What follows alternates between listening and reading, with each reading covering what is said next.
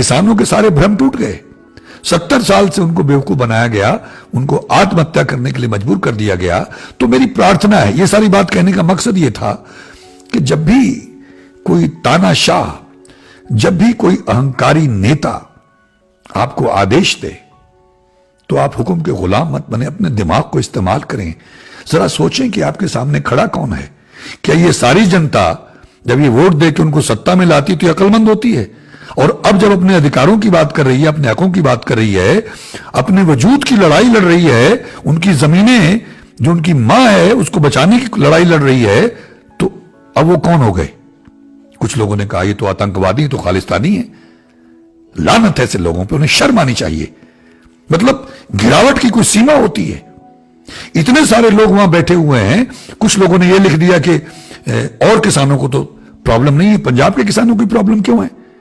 अरे भाई, जब सर देने थे, जब फांसी चढ़ना था, जब अंग्रेजों के साथ लड़ना था, तब भी यही पंजाबी, यही सिख लोग थे। तब तो किसी ने नहीं कहा कि ये पंजाबी क्यों फांसी चढ़ रहे हैं, तब तो किसी ने नहीं कहा कि ये पंजाबी क्यों अपना सर कलम करवा रहे हैं, क्यों फांसी चढ़ रहे हैं, क्यों काले पानी की सजाएं भुगत रहे हैं। तब भी यही लोग थे। मतलब सबसे ज्यादा कुर्बानियां तब भी नहीं की थी।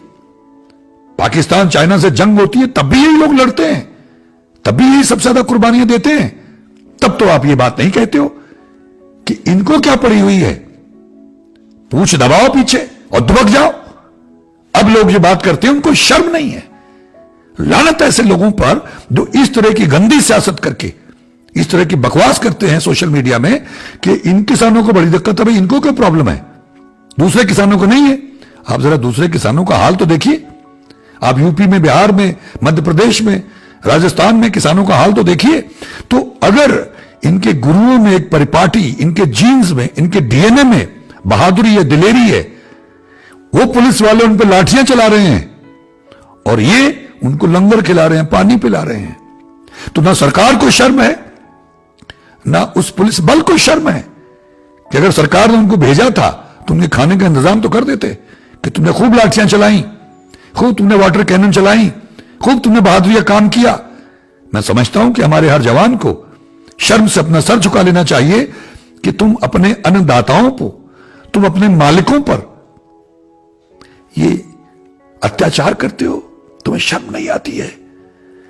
विदेशों में जब उनकी आर्मी को, उनकी पुलिस को यह लगा कि ये लोग सही है, जनता सही है, तो वहीं खड़े खड़े वो जनता के साथ हो गए। हमको क्या हो जाता है, जब अंग्रेज थे तब भी तो हमारे ही लोगों ने उनकी फौज ज्वाइन की, उनकी पुलिस ज्वाइन की और हमारे लोगों को बूटों से रौंदा, हमारे क्रांतिकारियों को, हमारे देशभक्तों को रौंदा, मार डाला।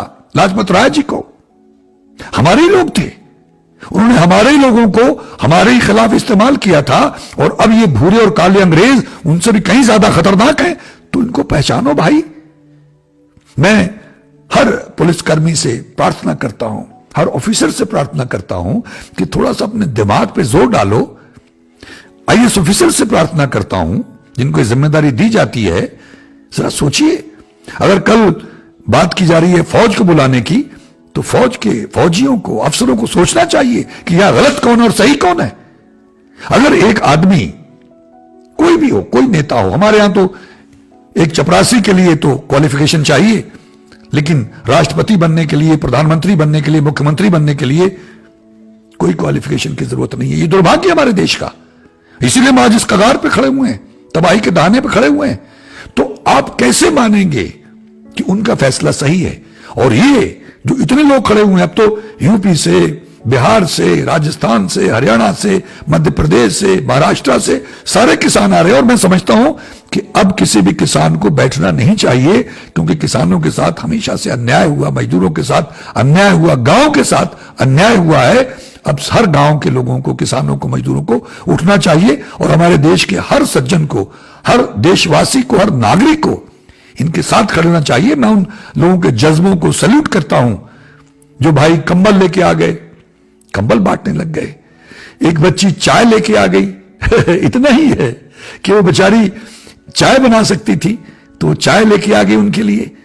ऐसे ही लोग लंगर लेके आ रहे हैं, खाना लेके आ रहे हैं किसानों के लिए। इन्होंने हमको हमेशा खिलाया है, हमारा पेट भरा है, हमारा चूल्हा जलाया है, चाहे हम कोई भी हों। आज हमारी जिम्मेदारी है। इन्होंने हमेशा हमसे कभी कुछ मांगा नहीं है, अब भी नहीं मांग रहे। कोरोना के लिए हमको डरा डरा के अंदर घुसेड़ा हुआ है, मास्क लगाए हुए हैं, वैक्सीन की तैयारियां हो रही हैं। ये उसको डिफाई करते हुए लाखों की तादाद में ठंड में बैठे हुए हैं। इन पे गंदे पानी की वो जो गन है, वो बौछारें डाली जाती हैं, इनको लाठी से मारा जाता है, लेकिन ये वहां बैठे हुए हैं। हमारे देश के सभी लोगों को अपने बचाव के लिए, अपने देश के बचाव के लिए उनके साथ खड़े होना चाहिए। मैंने पहले भी एक वीडियो में कहा था कि ये फैसला है सबूत देने का कि हम जिंदा हैं या मर गए। अगर जिंदा हो और वास्तव में देशभक्त हो, मैं सभी से कहता हूं, तो आपको तकलीफ होनी चाहिए कि हो क्या रहा है। हमारे नेताओं की अकल को क्या हो गया है? क्यों जबरदस्ती कर रहे हैं? जब वो कह रहे हैं भाई आज तक कभी ऐसा हुआ है कि हमारे देश के लोगों का जबरदस्ती भला किया गया हो? आप क्यों जबरदस्ती कर रहे हैं? उनको नहीं मंजूर है तो क्या ठीक है, नहीं मंजूर है तो कोई बात नहीं। इसमें प्रेस्टीज क्या है? इसमें ईगो की बात क्या, अहंकार की बात क्या है?